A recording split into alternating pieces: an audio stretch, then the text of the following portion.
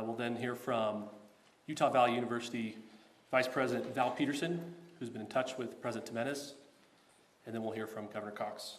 I'll turn the time over to Commissioner Mason.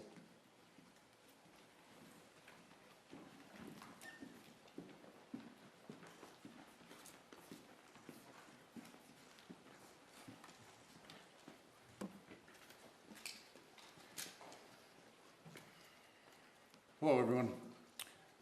I'm Bo Mason, Commissioner for the Utah Department of Public Safety. Today at approximately 12:20 Mountain Standard Time, political influencer Charlie Kirk was shot at an event at the Utah Valley University. He was taken by private vehicle to Timpanogos Hospital, where he later passed. The Utah Department of Public Safety will be co-leading this criminal investigation to find this killer, along with the Federal Bureau of Investigation. We're working in unison with the County Sheriff's Office, the local police department, and the University Police Department, all of which have been very cooperative and fully engaged in this process. Shortly after the shooting, we did have a suspect in custody, George Zinn, but he was released from custody after we identified that he did not match the shooting suspect and was not an accurate person of interest. However, he has been booked into the county jail by Utah Valley University Police Department for obstruction of justice. We do still have an active investigation for the person of interest. This incident occurred with a large crowd around. There was one shot fired and one victim. While the suspect is at large, we believe this was a targeted attack towards one individual. This is a tragic moment in our state and in our country. As we heal, we encourage everyone who is struggling with news of the incident to call 988, our state mental health crisis line. In addition to that, our partners with the FBI will also be discussing other ways we can communicate through the public for tips and other information. Thank you. Good afternoon. On behalf of the FBI, we extend our sincerest condolences to the family and friends of Charlie Kirk. Our thoughts are also with the people who witnessed this traumatic event. We know that what you experienced was very difficult. Our thoughts are with you as well. As soon as we heard about the shooting, special agents and personnel from the Salt Lake Field Office responded immediately. We have full resources devoted to this investigation, including tactical, operational, investigative, and intelligence. To be clear, the FBI will fully support and co-lead this investigation alongside with our partners. We are working on setting up a digital media tip line, and as soon as it's established, we'll get that information out to everyone. I know there's a lot of questions. This is very much an active case, and this investigation is in its early stages. We are following all the leads and all the evidence. If anyone has any information, please report it to the FBI or local law enforcement. Thank you. On behalf of President Jimenez, who we've been communicating with, and she's on her way back right now, I say that on behalf of Utah Valley University, we are shocked and saddened by the tragic passing of Charlie Kirk. We express our sincere condolences to the Kirk family. We grieve with our students, faculty, and staff who bore witness to this unspeakable tragedy. He was invited by the student group Turning Point USA to speak on our campus. We firmly believe that UVU is a place to share ideas and to debate openly and respectfully. Any attempt to infringe on those rights has no place here. We do not condone any form of violence at UVU and seek to make our campus a safe place for all. Ladies and gentlemen, thank you for joining us on this dark and tragic occasion. I want to thank our law enforcement officers who are leading this investigation, starting with Chief Long and his response here with the UVU Police Department. We're grateful for your leadership and your team. And again, to the speakers that you've just heard from who are co-leading this investigation. I also want to recognize Sheriff Mike Smith, who has been an invaluable partner as this investigation moves forward. I've been in touch with President Trump, with FBI Director Kash Patel. We are completely aligned with our state and federal partners as we work through this case. Now, this is a dark day for our state. It's a tragic day for our nation. And I want to be very clear that this is a political assassination. We are celebrating 250 years of the founding of this great nation. That founding document, the Declaration of Independence, that this great experiment on which we embarked together 250 years ago, that we are endowed by our Creator with certain unalienable rights. The first one of those is life. And today, a life was taken. Charlie Kirk was first and foremost a husband and a dad to two young children.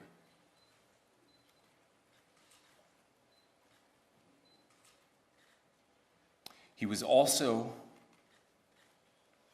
very much politically involved, and that's why he was here on campus. Charlie believed in the power of free speech and debate to shape ideas and to persuade people. Historically, our university campuses in this nation and here in the state of Utah have been the place where truth and ideas are formulated and debated. And that's what he does. He comes on college campuses and he debates.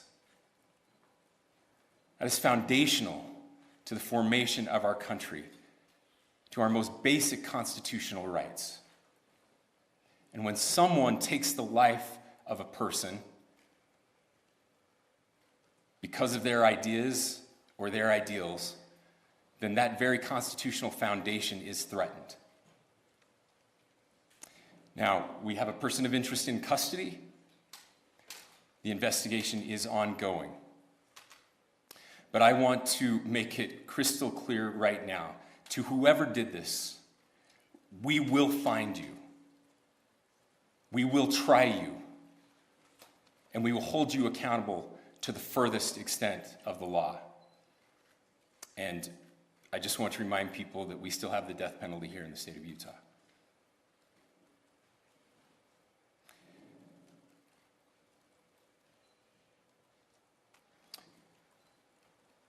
Our nation is broken.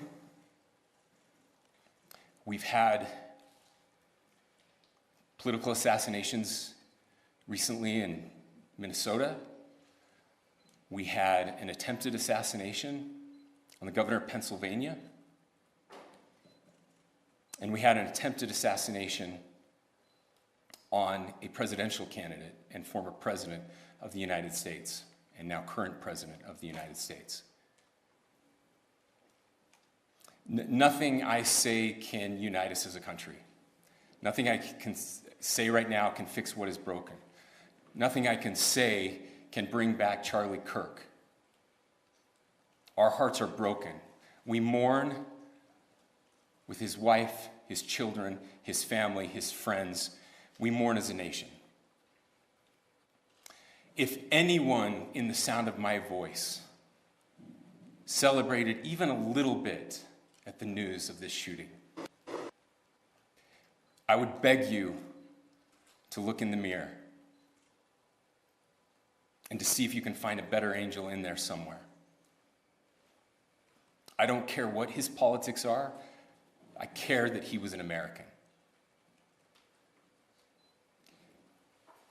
We desperately need our country. We desperately need leaders in our country. But more than the leaders, we just need every single person in this country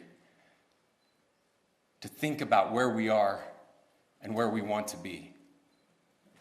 To ask ourselves, is this it? Is this what 250 years has wrought on us? I pray that that's not the case. I pray that those who hated what Charlie Kirk stood for will put down their social media and their pens and pray for his family, and that all of us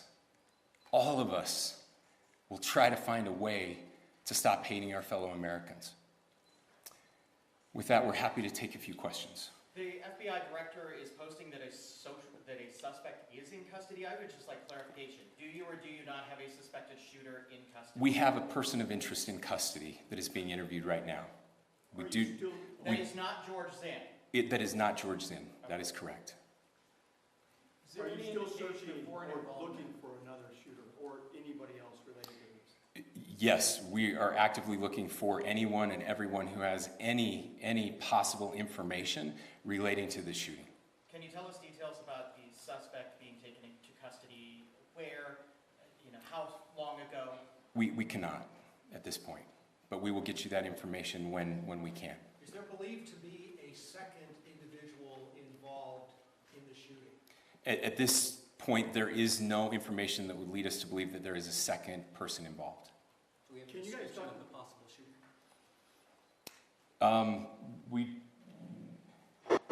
Do you want to talk about what we know there? Yeah. The only information we have on the suspect, the possible shooter, is taken from closed circuit TV here on campus. We do have that. We're analyzing it, but it is security camera footage, so you can kind of guess what the quality of that is. But we do know dressed in all dark clothing, but we don't have a much better description other than that. Where do you believe the shot came from? The shot came from here on campus, from a location at a fair, potentially from a roof, yes. A longer distance shot from a roof. So to clarify, with the security camera footage you have and the person of interest that's in custody, does that match up? That's what we're trying to decipher right now. So did FBI or DHS have anything on the threat board this morning? I can't speak to that. I'll just say that the investigation's ongoing, and as soon as we have further information, we will be sure to release it. Any indications of foreign intelligence involvement? As of now, I can't comment on any of that. Thank you. Can you talk a little bit about the security of the event itself? Who was there security-wise and what happens on these kind of events? Chief Long. So my name is Jeff Long. I'm the police chief here at UVU, and I'll tell you right now, we're devastated. We're a small police department.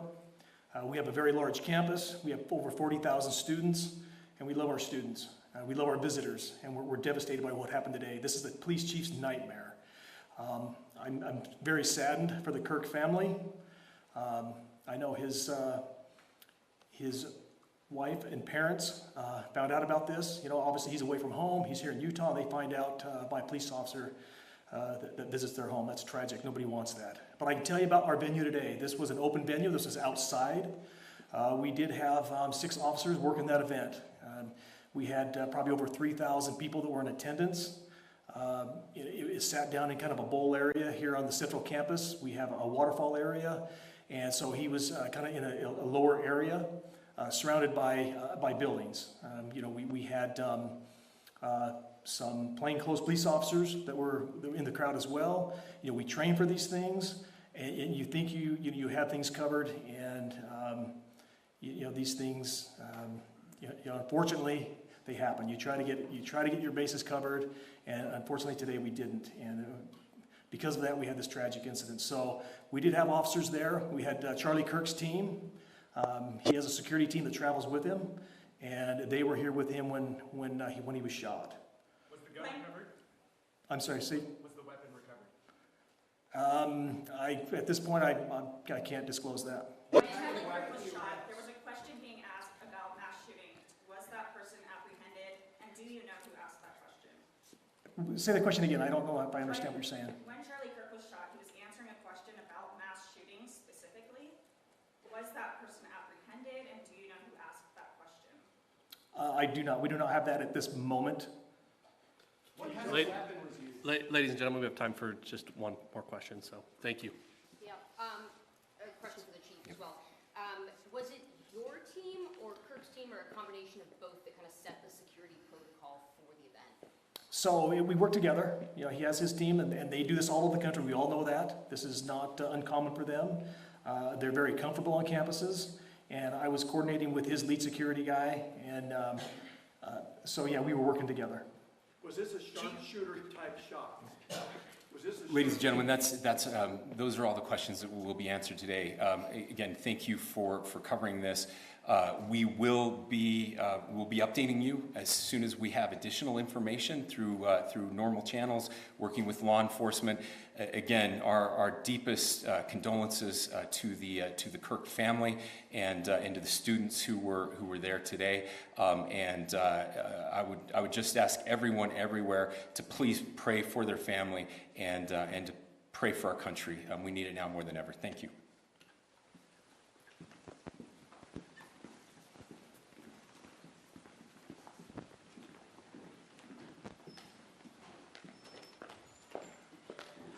To our media partners, we will